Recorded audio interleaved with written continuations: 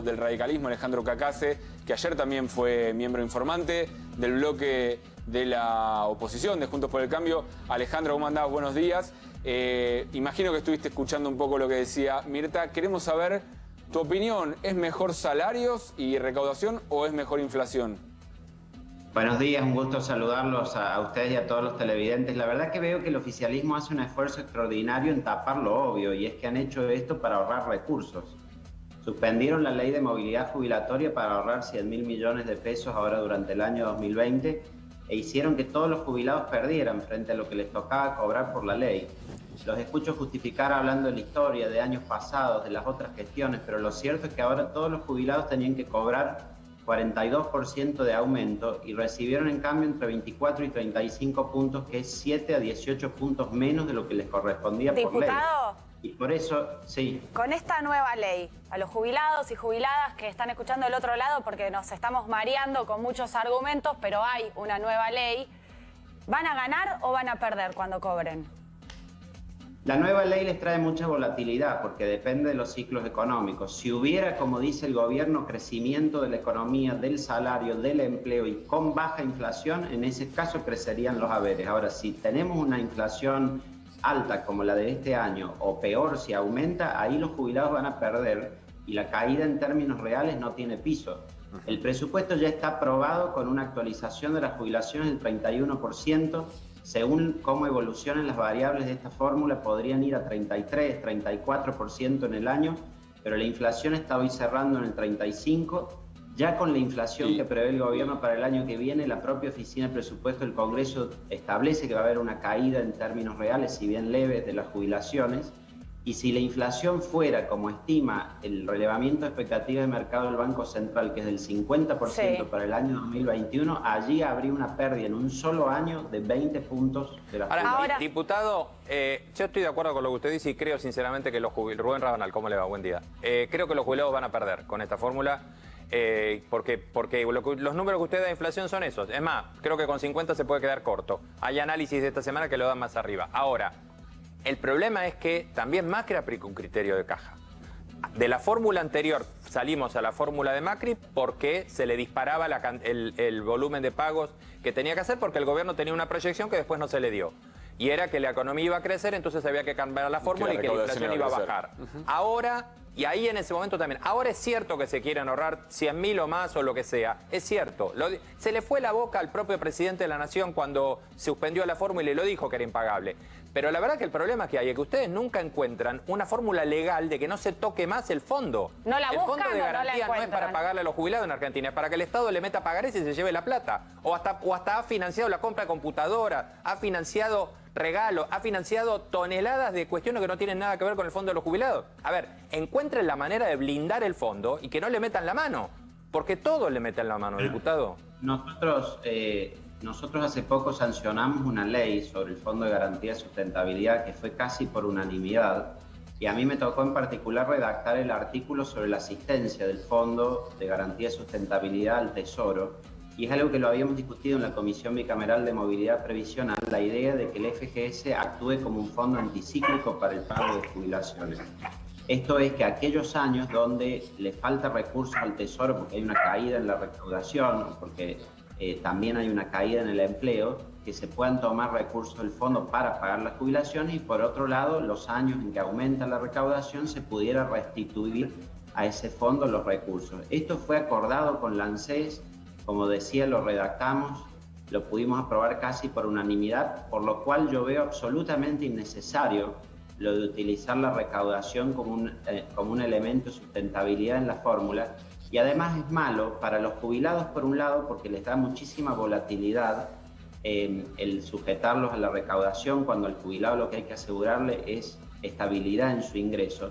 Y es malo para la economía también porque hace la fórmula procíclica. Cuando la recaudación crece, crecen los haberes, pero cuando la recaudación cae, en el peor momento de la recesión se les ajusta, como es ahora en el 2020, y esto profundiza el carácter procíclico de nuestra política fiscal, y eso hace que no sea novedad. Que Estoy de acuerdo, diputado, pero no cambia el criterio de lo que le dije antes. Estoy de acuerdo, pero no cambia el criterio de lo que le dije antes. Todos han tomado el mismo criterio de utilizar la jubilación como variable de ajuste del déficit, que es cierto, el déficit argentino es en gran parte el déficit previsional, pero bueno.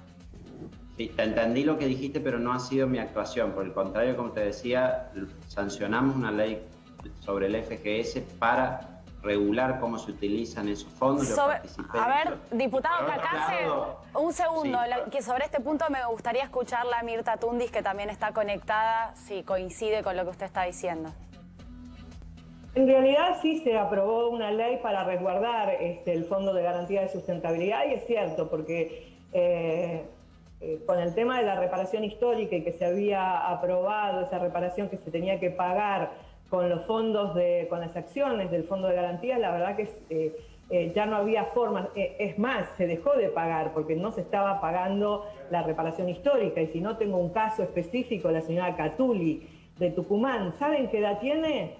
Va a cumplir 102 años, ni siquiera le habían comunicado la deuda, logramos que ahora se la comuniquen y que haga la opción. Entonces, casos como el de Blanca Catuli hay muchísimos casos, y ya no había más fondos, por eso es que se hace cargo el Tesoro de la Nación de pagar eso, por eso es que se le puso el resguardo, y tiene razón el diputado Cacase, que nos pusimos todos de acuerdo para resguardar ese fondo. Ese fondo es un fondo anticíclico y tiene que ser usado única y exclusivamente para los jubilados. Y tiene razón Rubén, que todos los gobiernos han hecho uso de ese Fondo de Garantía de Sustentabilidad para miles de cosas que nada tenían que ver con los jubilados.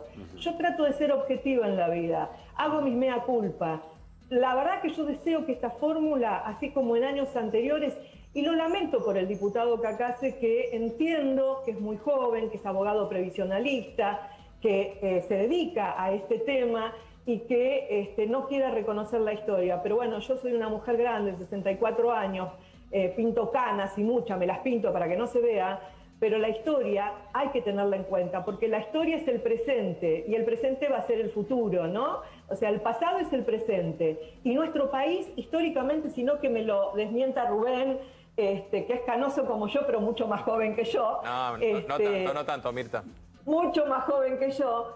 Que este país fue siempre inflacionario. Siempre, toda la vida. La fórmula anterior, Mirta... ese es el problema. Claro, ¿por qué siempre pierden los jubilados sabiendo que la constante es la inflación en la Argentina? Permítanme, yo les tengo mucho aprecio tanto a Mirta, que la conozco hace muchísimos años, recientemente todos la queremos mucho, todos la queremos mucho.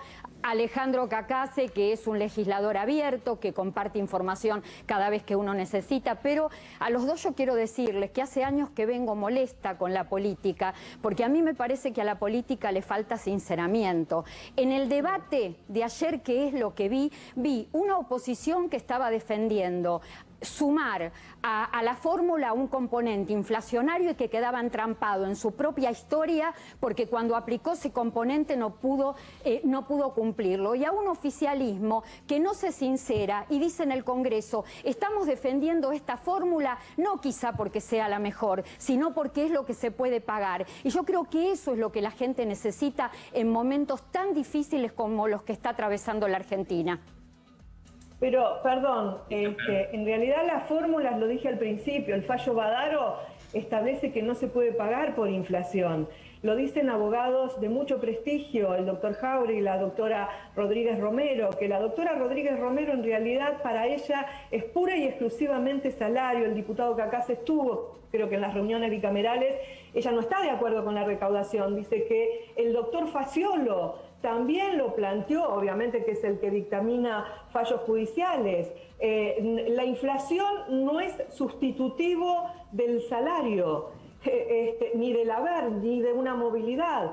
Que la movilidad y el haber es sustitutivo del salario. Entonces, judicialmente, previsionalmente, se tiene en cuenta que la movilidad tiene que estar enganchada al salario. Está bien, obviamente Mirta, que se hace un mix. Está bien, pero esto también se lo quiero preguntar a Alejandro. Si no se puede o no se pudo agregar un componente inflacionario, un tercer componente a la fórmula, o cambiar recaudación tributaria por inflación por todos los argumentos que se están explicando, ¿por qué al menos no quedó establecido una garantía, algún bono como se había hablado en su momento, algún bono solidario o un monto complementario del excedente que quede de la recaudación a la que se le va a poner un tope en diciembre y los jubilados van a perder si la recaudación pierde y van a seguir perdiendo si la recaudación gana?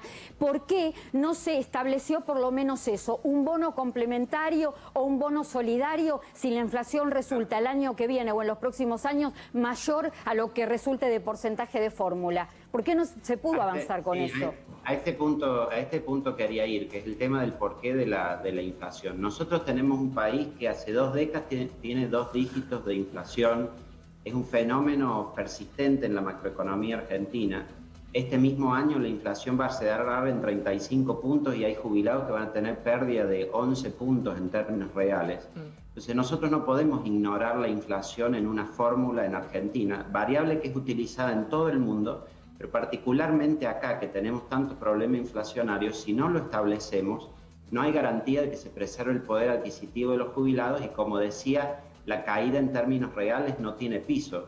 No es esto negar la validez que pueda tener, ya sea desde la naturaleza del sistema o desde la jurisprudencia, el incorporar el salario para la fórmula, pero si no guarda relación con el costo de vida o no se da una garantía de que eso se preserve, se termina también desnaturalizando el objetivo de la movilidad, que es mantener el valor de las prestaciones en el tiempo. Y el gobierno no lo quiso incluir. Ayer, inclusive, después de aprobada en general la ley, propusimos en particular una modificación que estaba avalada hasta por miembros del oficialismo que lo hicieron saber en la sesión, porque saben, como decíamos recién, que si la fórmula da el 31%, pero la inflación es del 50% o más, la pérdida es enorme. Entonces tiene que haber una garantía de que no disminuyan los haberes en términos reales, y el gobierno no lo quiere hacer porque precisamente lo que está buscando es licuar las jubilaciones.